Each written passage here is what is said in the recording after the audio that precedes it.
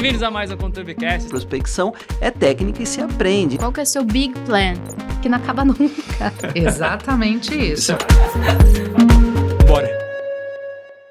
Bem-vindos a mais um ConturbiCast, seu podcast sobre marketing, empreendedorismo, liderança. E hoje eu tô com o diretor de marketing do PagBank, Rafael Farias. Seja bem-vindo. Muito obrigado pelo convite, meu amigo. Tamo aqui, vamos lá. Chega mais. Como você apareceu no marketing do PagSeguro?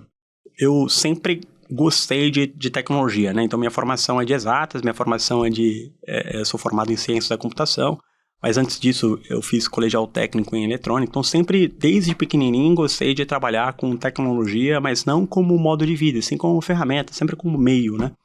E obviamente, isso não foi diferente quando eu me deparei com a história na época, o PagSeguro, na época antes do PagSeguro, o UOL, né? Porque eu estava estudando em São Carlos, né? Depois que eu me formei, e sou natural de Santos, me formei em Santos em Ciências da Computação, estudava num curso noturno, porque eu trabalhava durante o dia para ajudar minha família e também porque eu consegui um emprego através do colegial técnico que eu me formei, então eu trabalhava como técnico em eletrônica e ajudava a minha família e estudava à noite. E eu consegui concluir a faculdade, um curso noturno e obviamente, eu fui prosperando ali minha carreira dentro da própria... trabalhava na Vivo, né, na época, como técnico em eletrônica, depois me formei em ciência da computação e consegui ser promovido a analista de sistemas. Ah, sistemas, né? Mas você não chegou a fazer programação lá na Vivo? Não, quando eu entrei, fui promovido com analista de sistemas, tinha uma área dentro da engenharia da Vivo que trabalhava com dados, então consumo de dados, e tinha lá uma área que a gente tinha que prestar contas ao regulador, que é a Anatel, e a gente consumia essas informações de desempenho da rede, então desempenho da rede celular naquela época, né? Então tinha uma prestação de contas e eu trabalhava nesse núcleo dentro da engenharia, né? Cara, mas isso é sensacional, porque quem trabalha com marketing hoje e não manja nada de dados, ele não consegue fazer quase nada, né? Cara, e te dá uma base gigantesca isso, né? Exatamente, esse ponto que eu ia chegar. Então, esse meu background, quando eu estava estudando lá em São Carlos engenharia de software e consumo de dados para a internet, né? Porque eu comecei a ver, eu trabalhava na telco, né? Começou a crescer o sistema móvel celular, né, o consumo de dados, né, na rede celular aumentar, e obviamente eu vi isso como uma oportunidade. Eu sempre fui um cara inquieto em termos de aprendizagem, né, eu sempre estou aprendendo alguma coisa diferente, seja para minha carreira, seja para minha vida pessoal, e não foi diferente lá atrás. Então eu estava estudando em São Carlos, consegui fazer uma aplicação na Federal de São Carlos, e aí eu recebi uma ligação do UOL, e para conversar, para entender que tinha uma vaga assim, acessado, não tinha muito detalhe. E aí, na minha cabeça, eu falei, cara, estou trabalhando com engenharia de software, né, desenvolvimento de dados, especialmente para web, né, que era o principal camada de interface que estava crescendo ali na internet. Eu falei, cara, deve ser para isso, né? Aí o UOL, sempre foi um sinônimo de categoria quando fala na internet brasileira, né? Pioneiro na internet brasileira, e hoje tá... Baita referência. Baita referência até hoje, né? Tem uma credibilidade bastante importante, é uma empresa bastante sólida, né? Eu falei, cara, vou lá, minimamente eu vou escutar, vou aprender, eu gosto sempre de conversar com as pessoas, independente se eu tô bem num local de trabalho, mas eu gosto sempre de conversar com as pessoas. E aí, obviamente, fui apresentado para o desafio, ali era para trabalhar com marketing online. Que legal. E aí eu fiz a pergunta, falei, cara, mas... Eu nunca trabalhei com marketing. Fui bastante franco ali sempre fui bastante honesto, né? Eu falei, cara, tá fazendo sentido? Mas por quê, né? Aí, obviamente, ali naquele contexto, ele explicou, olha, aqui a gente é um marketing digital, marketing online, e eu acredito, foi uma convicção, né? Até uma visão bastante ponderada, uma visão bastante bem sucedida, porque hoje o que a gente olha no retrovisor, isso se materializou, né? Que o profissional de marketing ele ia ser composto por profissionais de comunicação e profissionais de exatas, de tecnologia, dados, né? Dado a abundância de dados que a internet estava provendo ali para o mundo digital, né? Então, o Datadog, cara, fala, da onde veio essa pessoa? Se o cara veio de tecnologia, comunicação, publicidade, e 35% vem de engenharia, cara. Por conta de análise de dados, a lógica e tudo mais, a importância disso para gerir o marketing hoje. e quanto a gente é baseado em dados, principalmente no digital. Porque antes da TV a gente tinha algumas pesquisas, todas era diferente o jogo, né? Exato. E quando você estava dentro de um grupo gigante de mídia, né, que, cara, desbravou a internet, Sem dúvida. você estava desbravando também o marketing digital, porque não existia, né? Onde vocês pegavam benchmark disso? Cara, tava falando com o Adriano Meirinho também, que você deve conhecer ele, da Celcoin hoje aqui. Sim. E ele falou, cara, eu falava com o pessoal do UOL, eles não conseguiam me passar os dados dos banners, quanto que tinha de impacto e tudo mais. E eu ajudei eles a criarem isso. Você tava nesse momento aí também, né? Sim, cara. A gente, assim, quando eu cheguei lá, né, no UOL, era um desafio importante que o marketing digital que estava sendo construído naquela circunstância era justamente para conectar as áreas de negócio, para tentar ampliar as receitas diferentes, né, a publicidade e de assinatura, para tentar expandir os negócios da companhia. E aí tinha uma estratégia bastante rápida, né, de esteira de produto, e o marketing plugava ali no marketing digital, marketing de performance, né, sempre com um olhar de performance para poder... Numa época que ninguém falava disso direito, né? Cara, acho que esse é o grande detalhe, cara. Ninguém falava. E aí, respondendo a sua pergunta, a gente também dentro do UOL construiu um arcabouço ali de mensuração, né, com uma solução caseira. A gente tinha até um nome do projeto e depois virou um produto dentro da companhia, né? Obviamente esse produto, assim como qualquer mercado, foi amadurecendo, né? Mas na época a gente foi first mover, né, em mensurar o que hoje é o last touch, né, de performance, né? Então a gente começava a medir resultado, a ferramenta era chamada de ROI Meter, né? Caramba. Então medidor de ROI, né, traduzindo para o português literalmente, mas justamente porque a gente tinha um olhar bastante acurado em performance, sempre teve, está no nosso DNA e é no DNA da companhia, né, do grupo, não só do UOL, mas também isso se estendeu ao Pags, né, e aí, obviamente, respondendo lá a tua pergunta, foi como eu cheguei, e aí eu refleti sobre aquela provocação até o Juliano que me entrevistava na época, e aí eu falei, cara, faz sentido, eu acho que tem um caminho aqui, e eu sempre fui um apaixonado, né, pelo marketing. Eu brinco que eu fui seduzido pelo lado negro da força, que eu sempre estava na engenharia, assim, a vida dura e a vida como ela é, né, e aí Exato. O marketing é a parte mais divertida, mas com ciência, né, mas é uma ciência com alma, né, porque você entende as pessoas, você entende o comportamento humano, né, que está no core da disciplina do marketing, né, que a gente convive até hoje, que sem isso a gente não vai a lugar nenhum, né, sem compreender o comportamento humano. Quando surgiu assim, né, que hoje você está no PagBank, né, a gente Isso. teve alguns momentos assim, e quando a gente fala de moderninha, PagSeguro, o pequeno empreendedor, cara, ele cresceu junto com esse ecossistema que vocês criaram. Quem estava ali na feira, comia pastel e só conseguia pagar com dinheiro, de repente, da noite pro dia, surgiu a moderninha e mudou a vida desses caras. Mais gente começou a usar cartão de crédito.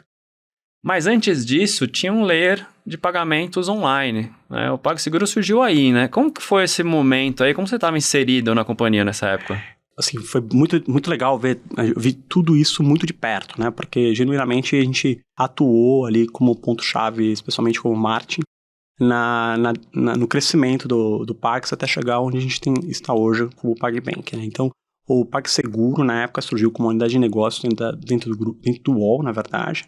Dentro dessa estratégia de diversificação de receitas, de linhas de novos produtos de negócio, né? Para atender o nosso cliente, o cliente, o assinante UOL, e, obviamente, o cliente visitante que quisesse... a gente também tinha solução standalone, não só para o assinante UOL. E não foi diferente com o PagSeguro. O PagSeguro foi construído dentro de uma estratégia de tentar resolver uma dor do empreendedor online, ali muito como referência ao Mercado Livre, né, na relação de comprador e vendedor no mundo online, mas não existia o pagamento online. Então as pessoas faziam o diálogo e o relacionamento da compra e da venda, né, através da plataforma do Mercado Livre, por exemplo.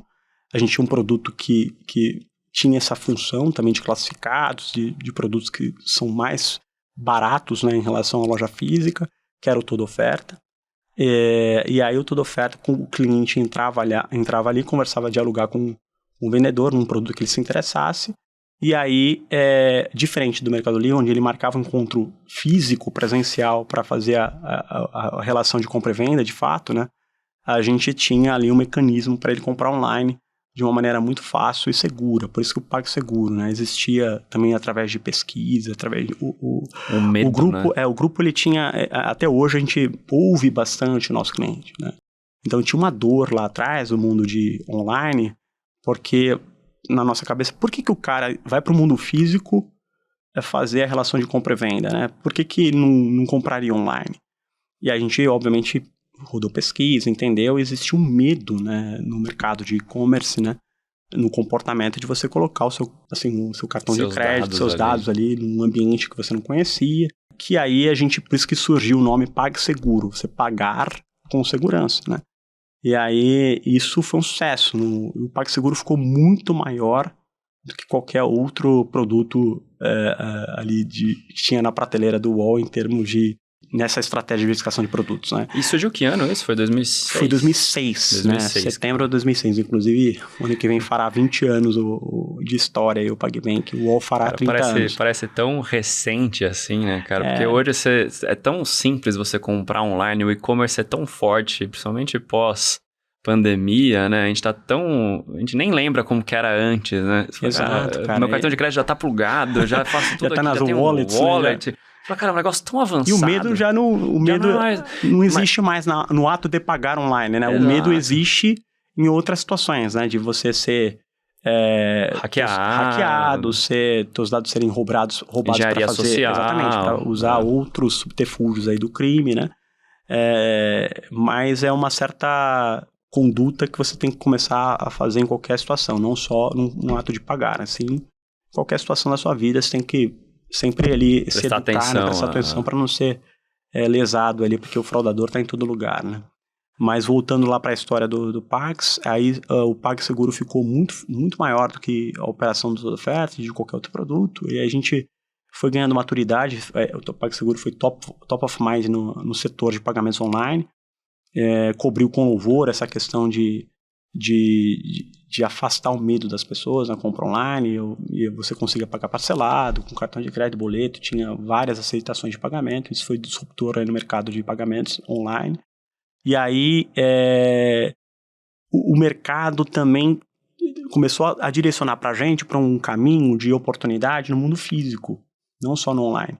Porque a gente via também que tinha uma demanda bastante importante de empreender online, então o estabelecimento físico tinha ali a sua presença digital, através de um site, através de um registro de domínio. Estava começando as redes sociais ali também. Tinha um construtor, né, de sites, a gente oferecia também isso.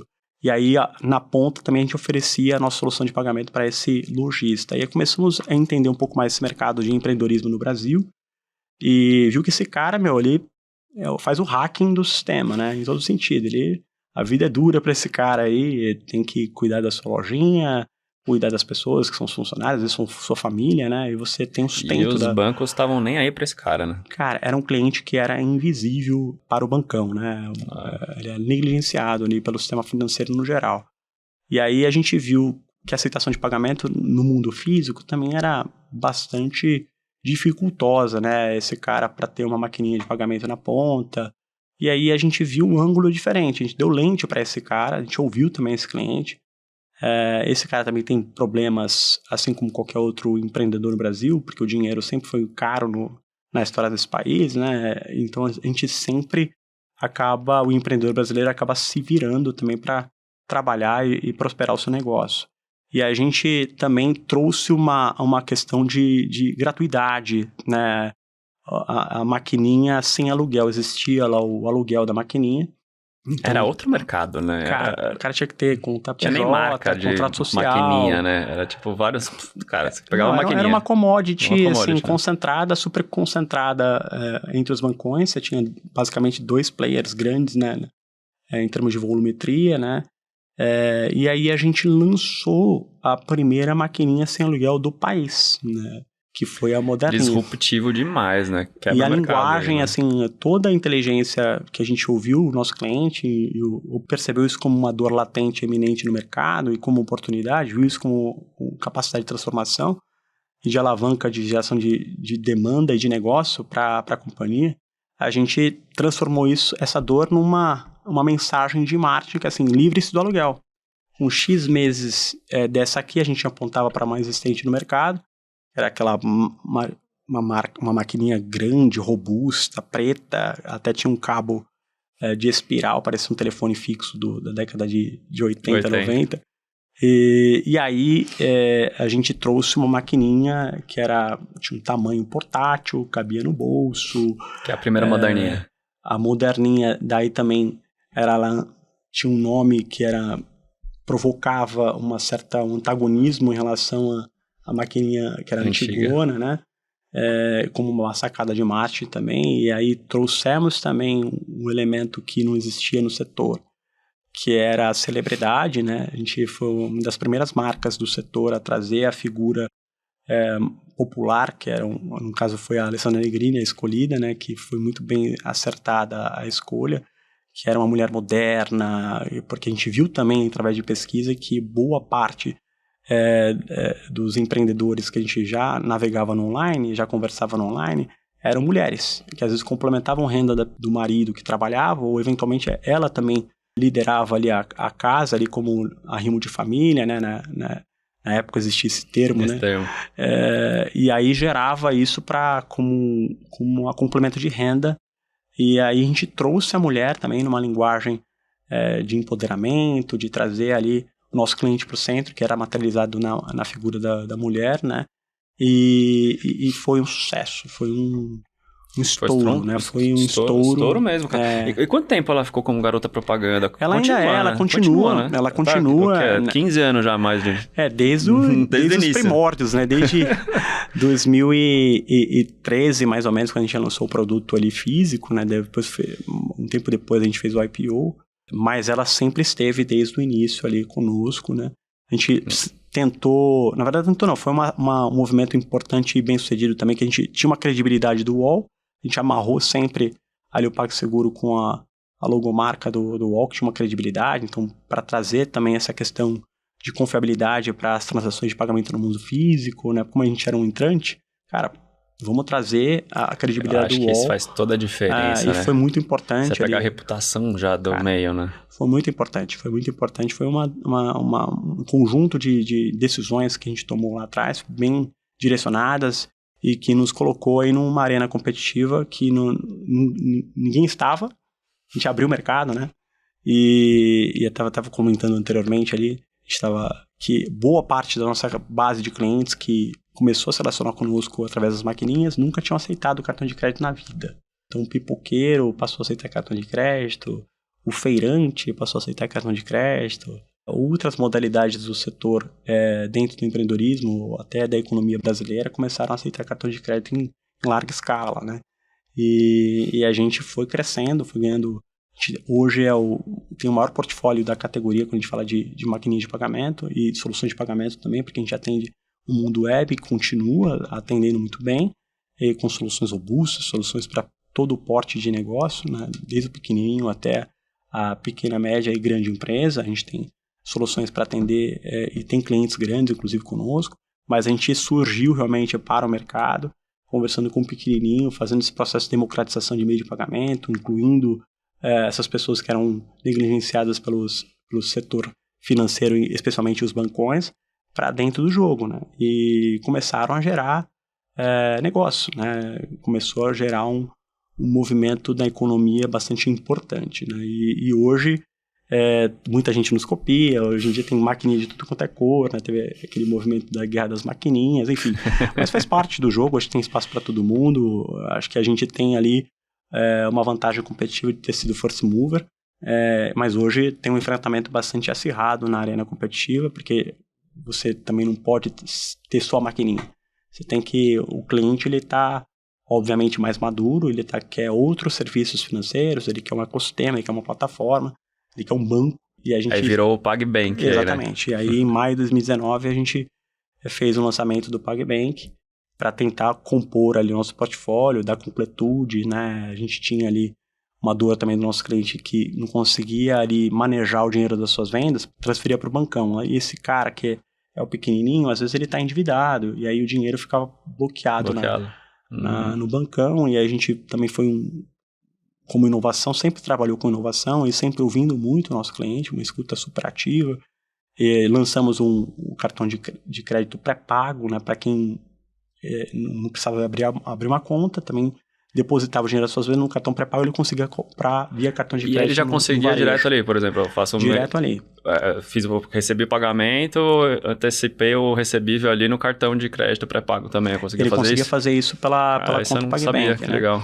E aí foi ampliando os serviços financeiros, né? E aí a gente tem hoje um banco completo, né? A gente não deixa a desejar para nenhum bancão, a gente tem todos os produtos e serviços bancários com bastante, a gente sempre navega com inovação. Então a gente não foi diferente no mundo de maquininha e não é diferente também no mundo de banking, né? A gente lançou a conta rendeira, que rende mais que a poupança, sem você fazer nada. Legal. Tem produtos também de crédito colateralizado, que é o CDB de 130, que é um dos CDBs mais rentáveis do mercado, que de tamanho de aporte talvez seja sem limite de investimento, né? A pessoa pode colocar qualquer dinheiro conosco no nosso CDB que vai render 130, independente do limite. A gente vê o que tem aí de player no mercado. Às vezes surge uma rentabilidade um pouco maior, mas com limite de investimento. A gente não tem limite de investimento. Tem um rendimento super atraente, porque você tem um cenário de dinheiro mais caro, então vai render mais que o CDI bastante, né? Então vai preservar seu patrimônio, vai reservar o seu dinheiro ali com bastante rentabilidade para você construir seu sonho, que no final do dia esse cliente que a gente conversa, ele está materializando um sonho. Porque o empreendedor brasileiro é isso, ele sempre teve vontade de ter o seu negócio até chegar lá. E quando ele chega lá, a gente está aqui para estender a mão para esse cara, para dar esse apoio. E aí surgiu o PagBank, né? E aí a gente está hoje construindo essa marca como PagBank bastante consistente, né? Com resultados bastante significativos no setor. Enfim, só continuo a falar aqui, não dou espaço para você perguntar. Que isso? A gente vai tocando desse jeito assim, cara, porque a gente fala de financeiro, né? O mercado financeiro brasileiro ele é muito avançado.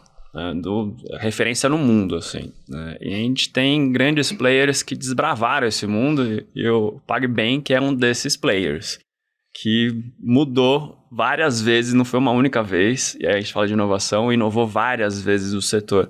Uma vez com a moderninha, outra vez com outro meio de pagamento. Quando você empodera o consumidor, escuta o consumidor, que a gente fala tanto aqui de escutar de verdade, você consegue oferecer melhor oferta para ele, melhor produto. Quando você fala desse cenário novo agora, que surgiu o Pix, por exemplo, né? E aí você muda de novo todo o jogo, né? Porque você fala, cara, agora não preciso mais do cartão de crédito, agora eu vou pro Pix. Como foi essa mudança nesse cenário agora, que a gente acho que, se não me engano, vai completar 5 anos do Pix agora, né? Exato. E como que foi isso pra vocês? Foi um baque ou tipo, não, cara, foi melhor pra gente? Justamente, eu acho que assim, a gente tá inserido num setor que é super dinâmico, e como você colocou bem, né, o sistema financeiro brasileiro é um dos mais avançados do mundo. E o comportamento do consumidor no Brasil ele é completamente diferente de qualquer outro lugar do mundo também. Ele é um comportamento bastante, assim, vamos chamar assim, eclético, né, porque ele tem o conceito de boleto, né, de você, cara, até a gente tem empresa listada já desde 2018, né? Para você explicar para o investidor o que é um boleto é difícil também. E a gente tem essa natureza aqui no nosso modo operante do dia a dia, né?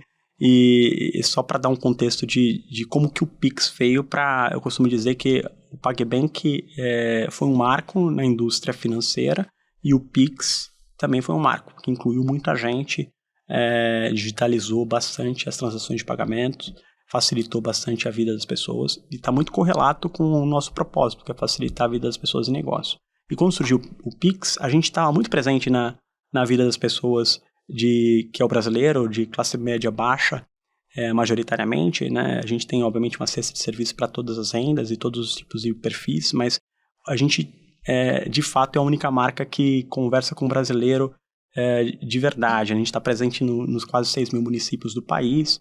Cara, isso é incrível, né, cara? Assim, tem uma penetração, uma capilaridade assim, bastante pujante, né, quando a gente fala de ecossistema de pagamento de banco digital no país. Então, quando surgiu o Pix, a gente já estava bastante relevante já no cadastramento das chaves e nas transações. Até hoje a gente é um dos principais players quando a gente fala de volumetria, tanto monetária quanto em transações, tanto no envio, no recebimento de transações. De Pix, a gente está entre os principais players do mercado. Isso está disponível no relatório do Banco Central. A gente o mercado aberto não tem como, né? Capital aberto tem que estar tudo transparente. Então, o Pix a gente enxergou como uma grande oportunidade porque, genuinamente, você vê que o marketing bem feito e quando você enxerga a dor do cliente, entrega valor para resolver essa dor, e não só resolver, mas dar a ferramenta para ele prosperar, que é um pouco do nosso propósito enquanto marca na vida das pessoas e negócio, né? Você vê que quando vem um evento outsider, né, de um movimento, de um cenário externo, você está tão relevante na vida das pessoas que você organicamente já sai de largada no movimento na frente. Então isso é o que a gente está buscando, né? A gente busca constantemente e recorrentemente ali no nosso dia a dia ali enquanto marketing. Então não foi diferente com o Pix, a gente estava presente na vida dessas pessoas e para a gente foi uma grande oportunidade de fato ampliar o nosso portfólio para compor ali a cesta de serviços desses clientes que passaram a usar a gente como não só como recebimento de pagamento, mas também fazendo pagamento através do Pix, né? E falando de cases, né, eu acho que o próprio PagBank já é um grande case. Mas na sua carreira, assim, das campanhas que vocês fizeram, qual que você tem a grande lembrança, assim, você fala, cara, essa foi a mais legal que a gente já fez, teve o maior impacto no que a gente constrói aqui de marca? Eu acho que, assim, a própria maquininha é um grande case, né? Porque compreender uma dor do nosso cliente, né? Que isso se escalou com abrangência nacional de uma maneira bastante importante, com uma linguagem trazendo um conceito de celebrity endorsement, trazendo ali a celebridade, amarrando a marca, trazendo a credibilidade de uma marca que nasceu, que foi a origem do PagBank, que é uma marca super sólida como o UOL, né? De bastante qualidade, tudo que o UOL faz se coloca na prateleira é de muita qualidade. Até hoje o consumo de internet no Brasil 9 entre 10 pessoas que consomem internet no Brasil passam pelo UOL. Então, cara, até hoje tem muita confiabilidade, muita credibilidade em termos de conteúdo e de proposta de valor. Então, você trouxe isso também como uma estratégia de marketing para colar ali no PagSeguro, traz o elemento ali de afastar o medo como um seguro, como um atributo também como um elemento de marketing. Então, toda a disciplina de marketing foi ali contextualizada e materializada no PagSeguro até a entrada das maquininhas, a primeira maquininha sem aluguel. Então, não existia maquininha colorida no mercado, a gente foi a primeira a introduzir. Então, a amarelinha, de fato, foi a gente quem introduziu. A primeira foi a amarelinha. Amarelinha mais amada do Brasil, foi a amarelinha. O nosso primeiro produto, que era a moderninha, ela era preta, mas tinha elementos amarelos. E aí, mas muito em cima das cores do UOL. O UOL também tem um amarelo, né? Então tinha um amarelo, tem um vermelho, então, para colar essa credibilidade. Depois que a moderninha foi um sucesso, e aí a gente tinha também um trabalho de construção de marca ali como o PagSeguro, e que a gente queria conversar prominentemente com o brasileiro. Então o amarelo sempre sempre sobressaiu em nossa paleta, né? Hoje a gente tem outras cores que compõem ali a marca PagBank, mas sempre remetendo ao Brasil. Então você tem ali um amarelo mais proeminente, mas também tem um verde mais suavizado, tem ali um azul mais suavizado, né? Sempre remetendo às cores do Brasil, que é o Brasil que a gente quer, de fato, fomentar negócio para o empreendedor brasileiro, né? Então, colou, né, nessa marca, e aí, acho que o grande case é a moderninha mesmo, a primeira maquininha de aluguel, mas tiveram outros cases que me orgulho bastante. A conta rendeira, parece meio óbvio, né? Mas a conta rendeira é um grande asset. É um grande asset, é sinônimo de categoria, né? Então, porque os bancões, eles tinham lá sua conta remunerada no portfólio, mas não marketeava isso. O famoso para dizer que tem, né? Exato, e a gente trouxe uma rentabilidade minimamente ali acima da inflação, né, 100% CDI, onde você E para vocês rendia... consideravam isso um CAC? Um custo de aquisição? Porque sempre a gente mede tudo que a gente faz, né? Uhum. Então, para compor ali o nosso CAC, sim, porque... Eu imaginei que seria Pra gente, KPI, a né? Conta Render, ele era um habilitador ali de abertura de conta, né? Era um chamariz, porque ele tinha uma mensagem super atraente, rende sem fazer nada. E, obviamente, no segundo momento, a gente tem um diálogo com esse cliente para ele poder ativar a conta, para ele aumentar o engajamento. Então, era importante também ter uma cesta de serviço que engajasse esse cliente. Então, isso era um componente do CAC, obviamente. Então, porque todo ativo de esforço de marketing entra no CAC como custo por aquisição. Mas a gente olha também muito o LTV, né? O quanto que esse cliente gera no seu lifetime, dentro de casa, né? Essa é uma das coisas que poucas pessoas tocam ainda e deveriam ser tão falados, cara. Porque o custo de aquisição tá ficando cada vez mais caro. E para você manter o consumidor na sua plataforma ou com o seu serviço, é muito mais barato se você entrega bem o serviço ou o produto. Exato. E aí você não tem você tem um custo só de manter o cara ali na sua infraestrutura. Você não tem um custo de pagar em mídia, em mais... E você tem também o quanto você tá disposto a crescer, né? Então você tem que olhar não só o CPA, o CAC, né? Mas isso como um decisor de crescimento, ele não funciona. Você tem que... Ele é um componente, uma métrica que é importante, mas você precisa olhar quanto que esse cara dentro de casa está gerando de receita para a companhia, né? Então, olhar o LTV, fazer a relação LTV-CAC, olhar, obviamente, também a elasticidade, né? O quanto que você consegue compor ali a cesta de serviços desse cliente para ele aumentar a receita unitária para o cliente ativo, né? E, por sua vez, aumentar o LTV e aí fazer, obviamente, qual que é o seu best customer dentro da tua base, de onde esse cara veio, para você, obviamente, colocar, ampliar mais o investimento para trazer novos clientes que consigam compor aí uma receita incremental aí na companhia, né? Então, tudo isso é motor de crescimento. Então, quando você sai da discussão de CPA e vai para uma discussão de LTV ou de LTV-CAC, né, você já começa a falar de crescimento. Então, aí você começa a parear com o teu CFO, o teu C-Level. Outro nível. O discurso muda. Eu falei, cara, quanto que o dinheiro eu consigo colocar para crescer mais a companhia para chegar nesse resultado, né? Então, acaba, em vez de ser uma discussão de despesa, acaba sendo uma discussão de business mesmo. De receita, né? De crescimento. Receita. E falando de carreira, assim, como você faz para melhorar suas habilidades de marketing, liderança, onde você aprende, onde você vai buscar conhecimento? Olha, eu sempre fui um cara muito, assim, curioso e autodidata, né? Então, obviamente, depois que eu me formei ali dentro da área de exatas, eu fui para a indústria de educação, me formei, aí tive um MBA mais consistente de economia e de administração e marketing que eu fiz pela FIA. Então, dei ali uma robustez ali em termos para ser um executivo melhor. Mas o marketing, cara, e isso também é verdade para o setor financeiro, ele é muito dinâmico. Então, você tem que estar sempre ali up-to-date em relação às tecnologias que surgem, né? E a gente tem que ter essa cultura de aprender. Então, cara, tem muito conteúdo técnico que eu assino, muito conteúdo de podcast que eu ouço. Tenho uma rotina porque eu moro em Santos e trabalho aqui em São Paulo. Então, ali no meu regresso para casa, eu acabo estudando bastante, lendo bastante, ouço bastante.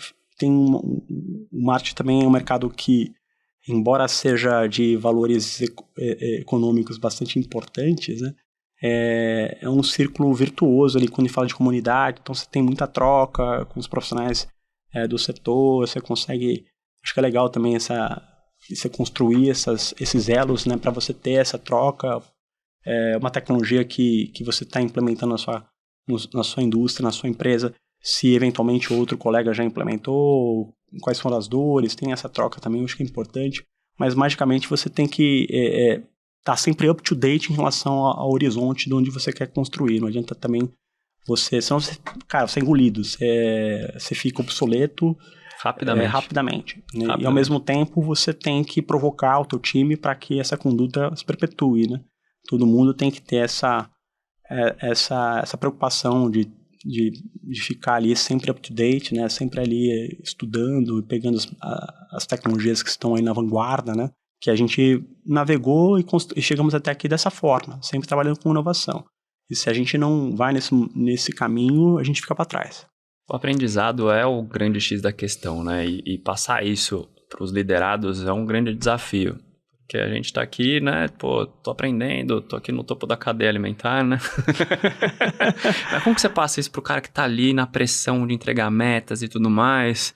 Como que é você como líder ali, Rafa, de lidar com isso, de passar essa mensagem? Gente, vamos aprender junto, que quanto mais a gente aprende, mais a gente consegue longe e prosperar mais juntos. Como que é isso pra você?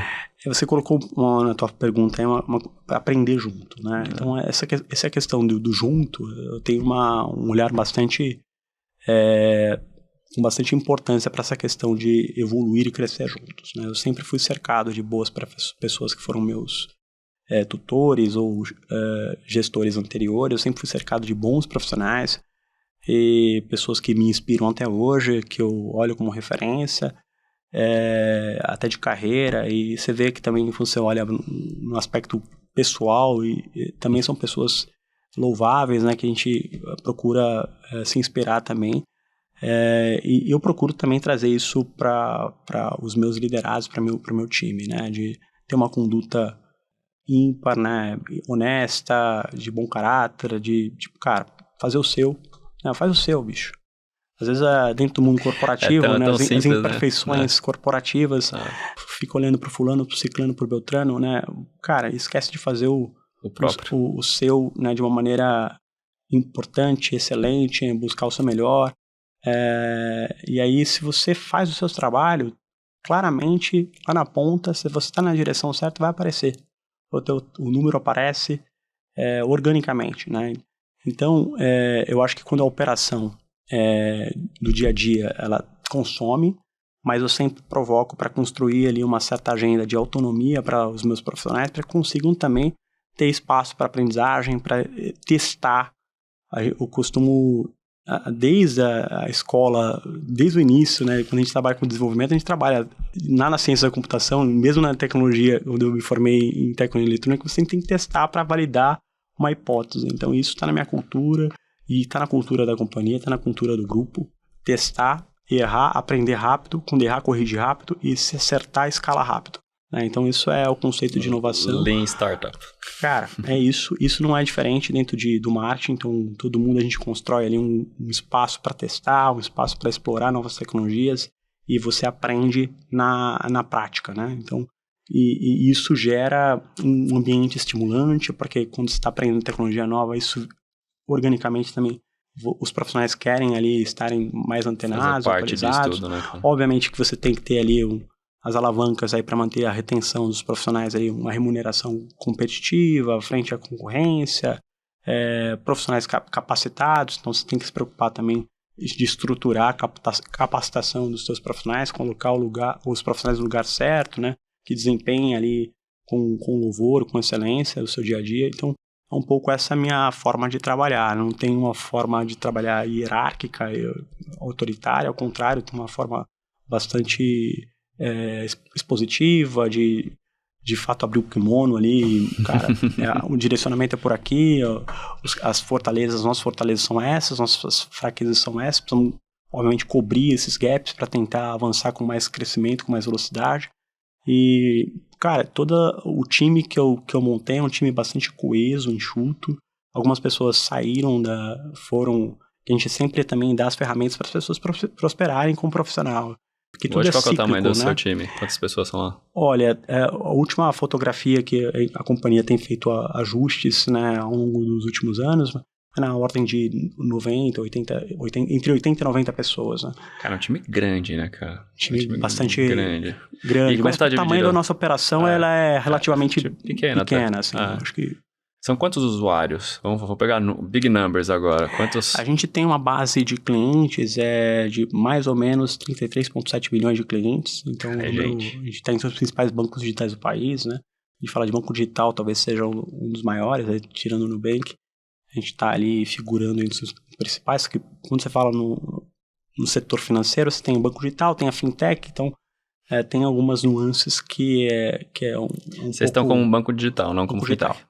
Um banco digital, a gente tem a licença desde os primórdios, né? A gente já se movimentava para ir nessa direção, né? Sair do mundo de adquirente, mas obviamente que isso faz também da gente para a questão da inovação sempre tá ali provocando, né? Porque quando a gente vai para um bancão, né? Você tem ali um portfólio de produtos bastante aprofundado e uma pujança em termos de tamanho de investimento muito maior que a gente, mas a gente também tem que ter capacidade de observar o comportamento do nosso cliente e oferecer a melhor oferta, né? Para esse cara ter uma longevidade, ter uma prosperidade, porque é aquilo que eu falei no início, se você constrói valor na vida das pessoas e negócio, ele não vai embora, ele fica.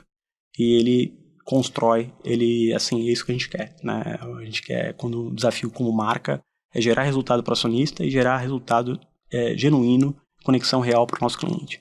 Quando você fala de ferramentas, né? Que a gente está falando, 33 milhões de usuários, vocês devem usar 300 milhões de ferramentas diferentes. Vocês têm as ferramentas próprias por ser uma empresa de tecnologia? Como que vocês fazem com ferramentas externas? Até chegar com IA, né? Que não tem como a gente falar de ferramentas, marketing e chegar à inteligência artificial. A gente é bastante agnóstico em relação a essa questão. Obviamente, a gente pensa na melhor estrutura para a companhia para nos trazer velocidade, nos trazer sempre ali uma acessibilidade mais imediata para o nosso cliente. Então, depende muito do contexto. A gente tem uma engenharia bastante robusta, são mais ou menos ali quase 4 mil profissionais. A gente é uma empresa brasileira, então a gente faz 100% das coisas para o nosso cliente dentro de casa. A gente entende do brasileiro, a gente entende do Brasil, então é uma vantagem competitiva, a gente consegue... Faz muita diferença. Faz muita diferença, né? Até de agilidade também, de tomada de decisão. E, cara, e não só de agilidade, mas em entender de fato, genuinamente, a dor do cliente e entregar uma solução que resolva a vida dele, né? Então, a gente está o marketing é bastante ativo ali, pareado com o time de desenvolvimento de tecnologia. Obviamente, você tem ali as outras áreas de tecnologia também de risco, fraude, que todo crescimento também traz essa preocupação ali de afastar o fraudador. As áreas que mais crescem em bancos são essas, né, cara? E tem uma preocupação, né? Cara, e não tem jeito, porque tem uma preocupação, inclusive, do regulador, do Banco Central, para, de fato, afastar ali o fraudador do ecossistema, que drena o sistema financeiro, às vezes até para operações criminosas, lavagem de dinheiro, e a gente, como um banco íntegro, né, digital, né, a gente tem essa preocupação também, não só em tecnologia, mas também na educação financeira, de educar o nosso cliente a coibir o comportamento ilícito, a coibir ali a conta laranja, a coibir ali o descomportamento, a anomalia de comportamento, né, seja numa transação de pagamento, seja numa situação de abertura de conta, né, de um local periférico, como uma penitenciária, ou de uma situação que gere ali um sinal que é negativo do consumidor, né? Mas, obviamente, preservando o nosso cliente bom, né? A gente quer que ele prospere e ele tenha aqui uma longevidade conosco. E aí, ferramentas, isso não é diferente. A gente tem bastante ferramentas internas, porque a gente tem um corpo de engenharia bastante capital intelectual bastante ampliado, e tem também ferramentas de mercado, que às vezes tem uma ferramenta que só faz aquilo, a gente que é o melhor para o nosso cliente. Então, procura sempre estar olhando as melhores ferramentas do mercado para introduzir no nosso ecossistema enquanto plataforma. Vocês usam todas as mídias possíveis e imagináveis, porque você vê PagBank, PagSeguro, Moderninha em todas as mídias, OH, TV, jornal, rádio. Como que funciona essa distribuição com vocês, assim? A atenção hoje está fragmentada demais. Como vocês pensam em lançar produtos novos ou campanhas novas? Como vocês começam a estruturar? A gente tem bastante ciência por trás, né? Quando a gente faz uma distribuição multicanal, como você colocou bem, de fato a gente tem uma estratégia always on, que a gente chama, né? De conversar com o nosso cliente, seja ele em grandes audiências, numa TV, por exemplo, numa mídia de ambiente externo, que é o out of home, que a gente chama, né? Num circuito mais nichado, e seja em mídia de performance no mundo online, em verticais de conteúdo, em buscadores e afins, né? Isso tudo é dentro de uma estrutura de planejamento. A gente faz um planejamento de mídia, a gente tem ferramental para saber onde esse cliente está. E, obviamente, quando a gente coloca a campanha na rua, a gente medir o tempo todo. A campanha nunca é estanque. A gente vai calibrando a campanha ao longo do curso. Até TV também? Porque TV sempre inclusive tem uma... também. Porque essa é uma grande TV, da questão, né? Porque você tem a TV, obviamente, a TV aqui no Brasil, ela é bastante concentrada, especialmente na TV linear, mas você tem também uma indústria em transformação. Você tem ali a Casa TV, que a gente está presente. A gente foi a primeira marca do setor financeiro a estar presente na Casa TV. A gente tem bastante proficiência no mundo online, então a parceria com o YouTube é bastante forte, né? Inclusive com Casa TV e outras propriedades dentro do YouTube. A gente conversa com o nosso cliente. E tudo isso traduz em sinais. A gente consome essas informações, coloca isso numa modelagem, né? E isso gera outcome para a gente tomar decisão em planejamento de mídia, né?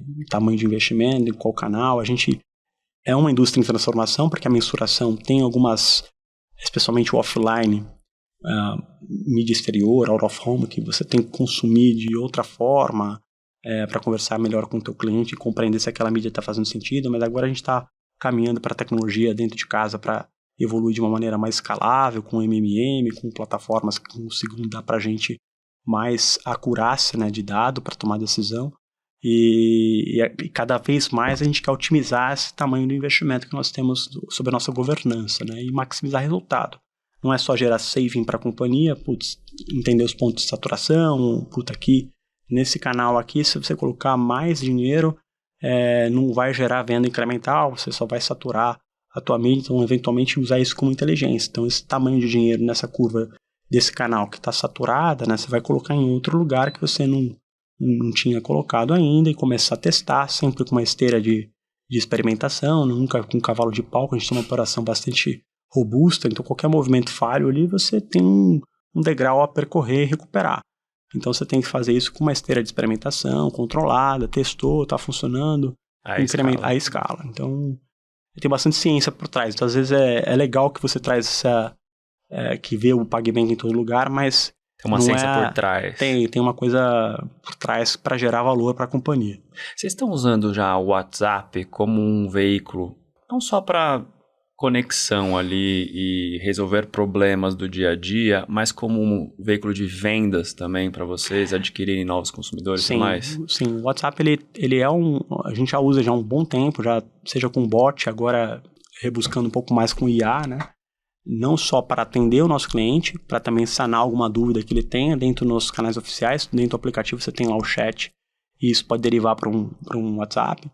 E em mídia também, a gente tem ali, às vezes, situações de venda, onde a gente tem um bot aquisitivo, que também deriva para uma IA, e depois para um ser humano, se for o caso, né? Que para venda de máquina, a gente tem explorado também esse caminho. A ideia tem, obviamente, sempre ver o que dá certo, que fazer ajustes, dá retorno ou não, e para poder escalar.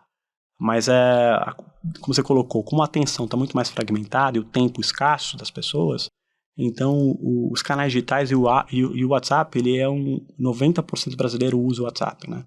Ele é uma ferramenta bastante popular, que até diferente do resto do mundo, o brasileiro usa muito o WhatsApp, então está na vida das pessoas, e como está na vida das pessoas e na vida dos brasileiros, a gente tem que prestar atenção, de novo falando do comportamento, e estar presente nesse cara, né? Se fosse para escolher um único veículo, só tem investimento para uma única mídia, assim, tem que escolher uma única para investir daqui em 2026 é um cara só. Bala de prata, quem que você escolheria? Olha, eu vou responder, mas assim, não existe bala de prata.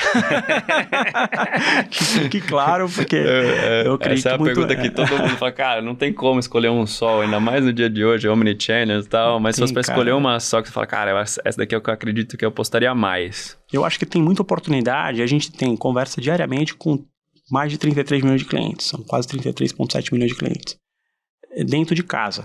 Né? Então, eu acho que tem os canais proprietários, ele é um grande ativo de crescimento da companhia. Então, ele é um componente, né, dos canais de aquisição, né? Então, eu acho que tem...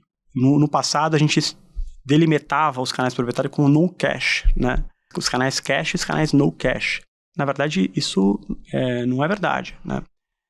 Porque os canais proprietários, eles também consomem ali um ambiente computacional, consomem processamento, consomem recurso e consomem muita tecnologia, né? E esse é o mais difícil de você calcular, né? Esse custo é o mais difícil de calcular, cara. Exato, cara. E quando você vai para agora com escala de IA e as ferramentas de Omnichannel, as ferramentas de growth, né, que você quer ampliar o teu LTV por cliente ativo na base, é fundamental você ter um portfólio ali de ferramentas que consiga conversar bem com o seu cliente para você aumentar o teu ARPU, qual que seria o primeiro produto que ele está usando, qual seria o seguinte produto que ele vai usar no seu life cycle, né? Então, você tem que ingerir o comportamento desse consumidor num modelo que consiga nutrir e alertar essa ferramenta de mensageria, seja ela com for que for e qual canal que for, para conversar com o cliente. Isso consome um custo, né? Então, eu acho que tem muito espaço, quando você fala de investimento, por isso que eu falei de muito espaço e oportunidade para você ampliar a ativação, aumentar a sua cesta de consumo e, por sua vez, aumentar a receita, diminuir o churn. Então, você começar a perceber a degradação da curva de engajamento daquele cliente, se antecipar antes que esse cliente vá embora para a concorrência, porque hoje, no mundo digital, a fricção é quase zero para você mudar de conta, né? Então, o marketing traz a verdade e garante que esse cliente vai prosperar no seu life cycle. Entretanto, você precisa trabalhar para esse cara não ir embora, porque se esse cara tem uma dor iminente, ele vai embora. Exato. Então, assim... Você tocou num assunto, assim, que eu, não nesse podcast, mas quem acompanha Doug Monteiro conhece o Stormia Talks. A gente estava falando no outro podcast aqui sobre Open Finance, Open Banking, né? Open Insurance, Open Health, tudo virou Open hoje. E os nossos dados compartilhados. Vocês já estão no sistema de Open Banking? Estamos sim, estamos tanto...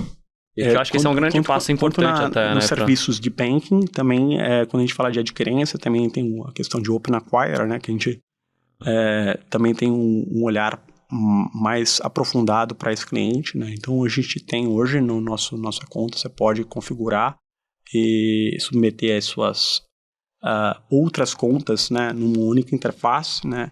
Que isso para personalização, hiperpersonalização é sensacional, Sendo cara. que é o que o cliente quer, né? O cliente quer cada vez mais uma mensagem que seja única, exclusiva para ele, personalizada. Até produtos, né? Imagina, esse cara não tem seguro com ninguém, eu posso dar um seguro para ele. Uma taxa mais facilitada de um empréstimo que ele contraiu num bancão e a gente tem ali, de repente, uma oferta que seja melhor para ele.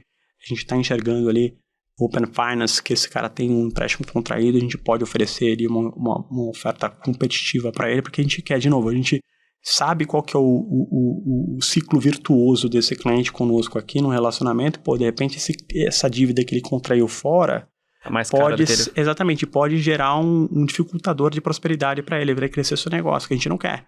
A gente quer justamente que ele cresça e que esteja conosco bastante tempo. Cara, pra gente chegar na nossa reta final aqui, Rafa, quem tá entrando no marketing hoje, tá apaixonado por campanhas, redes sociais e tudo mais, tá ludibriado com o que é o marketing.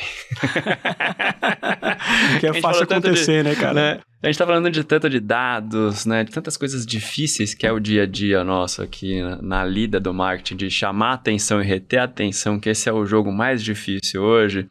Que dica você daria para essa pessoa que está entrando no mercado hoje? Primeiro, assim, ele tem que ter um olhar aguçado e bastante curioso de entender de pessoas, porque o marketing, a essência é você compreender o comportamento do consumidor e compreender de pessoas. Então, não adianta você ter toda essa tecnologia que a gente falou aqui, se no final você não conversar com a pessoa que você está querendo impactar ou moldar comportamento. Então, tem que genuinamente entender e gostar de pessoas. Assim, curiosidade, criatividade é uma alavanca de diferenciação. Então, qualquer marca que for pasteurizada, ela vai ficar num ambiente onde você tem uma atenção escassa, um tempo escasso, super fragmentado. Se você não se destaca em relação à arena competitiva, E para você destacar nesse ambiente bastante assim, acirrado, né? Você tem que pensar em inovação, tem que pensar em criatividade o tempo todo. Como você dialoga melhor que o teu concorrente. Como você chama a atenção. E não adianta você posterizar, porque isso não traduz em negócio. O cara pode até vir, mas se você não entregar valor para esse cara, o cara vai embora. Commodity, né? Exatamente, você tem que entregar a verdade, né? Então, por isso que eu falo, tá linkado com a minha primeira resposta, tem que entender de gente. E para entender de gente, você tem que oferecer o melhor produto possível para o teu cliente. Isso também é fundamental no profissional de marketing. E gostar de estudar, cara, porque... É infindável, né, cara? Não dá para você achar que com a IA vai resolver tudo. A IA, ela veio para ficar, e é um vetor de transformação em todas as áreas da humanidade, né? Quando a gente fala de tecnologia, em todas as áreas a gente vai ter IA presente de alguma maneira, e não é diferente no marketing, não é diferente no setor financeiro onde a gente está inserido. Então, mas se você não entender de gente, não entender de pessoas e dar o direcional da tecnologia, a aplicação do uso, né, não adianta de nada. Então, você vai só fazer uma imagem no ChatGPT. Não vai gerar nenhum negócio, não vai gerar valor. Não vai ficar uma coisa etérea, né? Exatamente. Vai virar espuma. Pasteurizado mesmo. Exatamente. Então, pasteurizado, sem autenticidade. Tem que gostar de estudar. E a tecnologia aplicada ao negócio precisa de estudar. Precisa de gente com perícia técnica, precisa de gente com capacitação, precisa de gente com pensamento crítico, principalmente precisa de gente que queira parear, porque... estar junto, né? Porque também no mundo que a gente vive não adianta o cara achar que vai fazer tudo sozinho, ele tem que ter um olhar bastante holístico e colaborador, de compreender as diferenças entre as pessoas do mundo corporativo, seja também na sua empresa, porque existem as imperfeições do mundo corporativo, porque, de novo, a gente está inserido numa empresa que são pessoas. Exatamente. Então, você tem que ter ali uma capacidade de entender o teu colega, como que eu consigo propiciar para ele um ambiente mais estimulante e pró-negócio, né? Então, cara, vamos fazer o meu aqui, você faz o teu aqui, no final do dia e a gente vamos juntos fazer algo melhor. Né? Exatamente. Então, tem que ter esse espírito também de colaboração. E é isso as dicas que eu daria para o profissional de marketing entrando no mercado. É um ambiente super estimulante, cara, atraente, é sexy, o marketing é sexy. É sexy. Mas para isso precisa ter esses elementos que eu coloquei aqui como dica, que eu acho que é fundamental. Cara, 2025 foi um ano surreal aqui pra gente, né? Eu imagino que pra vocês também. Foi um ano, cara, de grande aprendizado, de mudanças. Chegamos na nossa reta final aqui, nosso último podcast aqui de 2025. Quero tentar puxar as tendências para 2026. O que você aposta que vai ser tendência pro ano que vem, Rafa? Olha, o dinheiro, obviamente, aqui no Brasil, segundo aí a taxa de juros, a gente está fechando, deve fechar em 15%, né? Segundo aí os dados do Banco Central. Um dinheiro bastante caro, né? Uma inflação bastante ampliada. Então, para o próximo ano, o dinheiro perpetuará caro. Então, a educação financeira seguirá uma pauta importante na vida das pessoas, de como cuidar bem do seu dinheiro. Então, o PagBank tem todas as ferramentas para você reservar o seu dinheiro e render mais do que a poupança, render ainda mais com nossos CDBs, com um cofrinho turbinado, para você fazer a viagem especial com a família. Então, porque o ano que vem também teremos bastante feriado, né? Teremos feriado, Copa do Mundo e eleições. Então, assim, essa agenda de educação financeira e como você consegue ter um equilíbrio aí de qualidade de vida, sair um pouco desse olho do furacão que foi esse ano, né? As famílias com ampliação aí do endividamento. Então, o que a gente tem percebido no mercado é que as famílias estão se preocupadas em cuidar melhor do seu dinheiro. Então, educação financeira e a qualidade de vida. E a gente, como PagBank, quer estar presente na vida das pessoas e negócios, né? Então, quando você me pergunta o que será 26, continuar construindo valor para o nosso cliente nesse ambiente que será, de novo, desafiador, porque você vai ter alguns eventos importantes, né? Como Copa do Mundo, será a maior Copa do Mundo da história, né? Será mais longa, mais né? longa, acho que 41 dias, 3 países, e o brasileiro é apaixonado, mais times, né? apaixonado pelo futebol, e a gente já tem construído a presença nesse território há bastante tempo, e vai participar dessa conversa com o nosso cliente, então não vai ser diferente. Espero que o Brasil consiga finalmente aí trazer o Hexa pra gente, mas tá difícil, né? Difícil confiar de novo.